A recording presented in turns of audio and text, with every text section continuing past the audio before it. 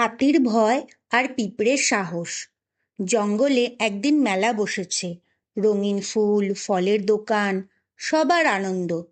বড় হাতি বাদল সবাইকে বলছে, আমি সবচেয়ে সাহসী, আমি কিছুতেই ভয় পাই না।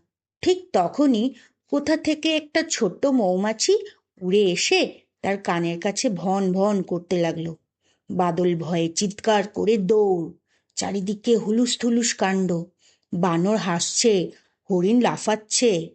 এই সময় ছোট্ট এক পিঁপড়ে বলল, ভয় পেলে পালালে চলবে না, শান্ত থাকতে হবে। সে ধীরে ধীরে মৌমাছিটাকে ফুলের দিকে নিয়ে গেল। মৌমাছি ফুলে বসতেই শান্ত হয়ে গেল।